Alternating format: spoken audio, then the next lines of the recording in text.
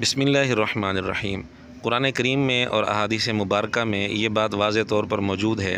کہ امت محمدیہ باقی تمام امتوں کے مقابلے میں افضل ہے۔ سورہ آل عمران آیت نمبر 110 میں بھی یہ مضمون موجود ہے، اور اسی طرح مشکات شریف کی بالکل آخری جو حدیث ہے اس کے اندر بھی یہی مضمون موجود ہے۔ اور اس امت کے افضل ہونے کے ظاہری اسباب میں سب سے بڑا سبب نبی اکرم صلی اللہ علیہ وآلہ وسلم کی ذات مبارکہ کے ساتھ نسبت ہے۔ جیسا کہ تفسیر عثمانی سورہ آل عمران آیت نمبر 110 کی تفسیر میں امت محمدیہ کے افضل ہونے کی وجوہات بیان کرتے ہوئے پہلی وجہ یہی لکھی ہے کہ اس امت کو سب سے اشرف و اکرم پیغمبر نصیب ہوگا۔ بہرحال یہ تو ایک حقیقت بات ہے کہ اس امت کے افضل ہونے کے ظاہری اسباب میں سب سے بڑا سبب اور سب سے پہلا سبب آقا دو عالم صلی اللہ علیہ وآلہ وسلم کے ساتھ اس امت کی نسبت ہے۔ باقی جتنے اسباب ہیں وہ ثانوی درجے کے ہیں، مثلا امر بالمعروف نہی عن المنکر اور دوسرے اچھے کردار، یہ ساری چیزیں دوسرے درجے کی ہیں۔ پہلی جو وجہ ہے ظاہری اسباب میں وہ آقا دو عالم صلی اللہ علیہ وسلم کے ساتھ نسبت ہے۔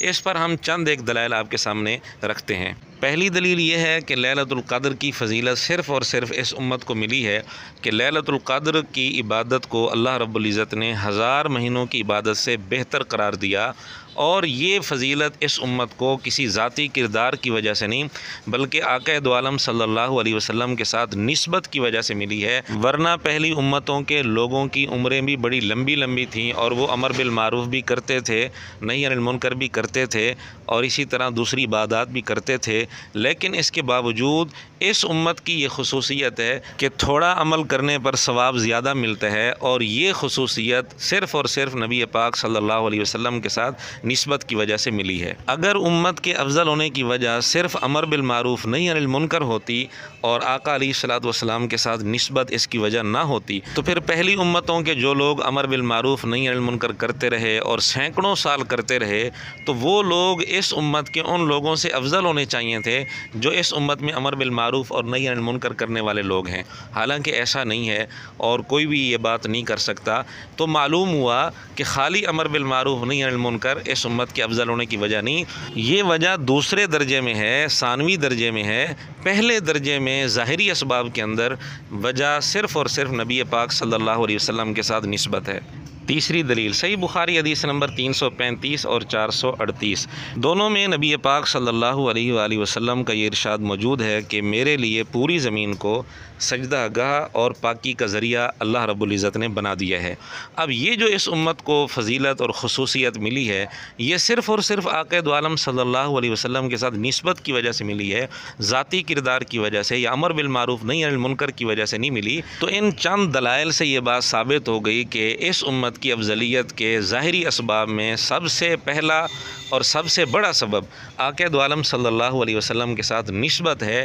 باقی جو چیزیں ہیں وہ بھی سبب ہیں، امر بالمعروف نہی عن المنکر اور اپنا ذاتی عمل، ذاتی کردار، جہاد اور نماز اور دیگر اعمال، لیکن یہ ثانوی درجے کی چیزیں ہیں۔ اصل وجہ آقا دو عالم صلی اللہ علیہ وسلم کے ساتھ نسبت ہے۔ لیکن مرزا جہلمی اس چیز کا انکار کرتا ہے، وہ کہتا ہے کہ اس امت کے افضل ہونے کی وجہ لوگوں نے یہ سمجھ لی ہے کہ آقا دو عالم صلی اللہ علیہ وسلم کے ساتھ نسبت ہے، چونکہ حضور علیہ السلام سب سے افضل ہیں اس لیے یہ امت سب سے افضل ہے۔ تو مرزا کہتا ہے یہ وجہ ہے ہی نہیں، نعوذ باللہ نعوذ باللہ۔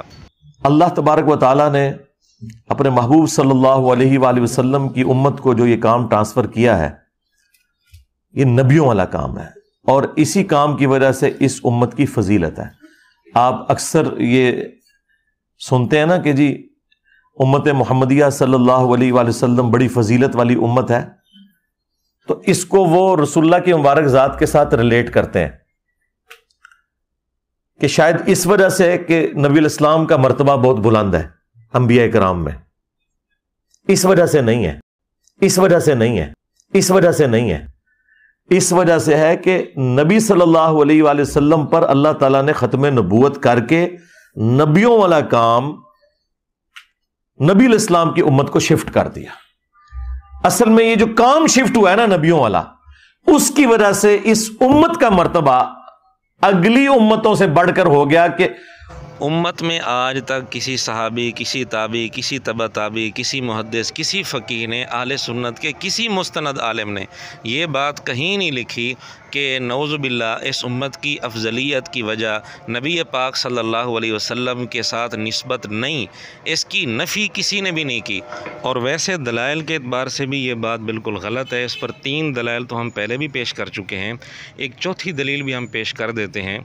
کہ جنت میں سب سے پہلے امت محمدیہ جائے گی۔ یہ بات بھی صحیح احادیث میں ہے۔ اب اگر یہ نظریہ رکھا جائے کہ امت کے افضل ہونے کی اصل وجہ ظاہری اسباب میں نبی پاک صلی اللہ علیہ وسلم کے ساتھ نسبت نہیں بلکہ امر بالمعروف اور نہی عن المنکر ہے، صرف یہی وجہ ہے، تو پھر تو پہلی امتوں کے جو لوگ امر بالمعروف نہی عن المنکر کرتے رہے ان کو جنت کے اندر پہلے جانا چاہیے، جبکہ جنت میں سب سے پہلے امت محمدیہ جائے گی۔ تو یہ بھی اس بات کی واضح دلیل ہے کہ امت محمدیہ کے افضل ہونے کی ظاہری اسباب میں اصل وجہ اور سبب نبی پاک صلی اللہ علیہ وسلم کے ساتھ نسبت ہے۔ باقی امر بالمعروف نہی عن المنکر اور دوسری چیزیں یہ بھی امت کے افضل ہونے کی وجوہات میں، اسباب میں شامل ہیں، ان کا ہم انکار نہیں کر رہے۔ لیکن مرزے کا یہ کہنا کہ جی لوگ جو کہتے ہیں کہ افضل ہونے کی جو وجہ ہے وہ نبی پاک صلی اللہ علیہ وسلم کے ساتھ نسبت ہے، پھر مرزے نے کہا کہ نہیں یہ وجہ نہیں ہے،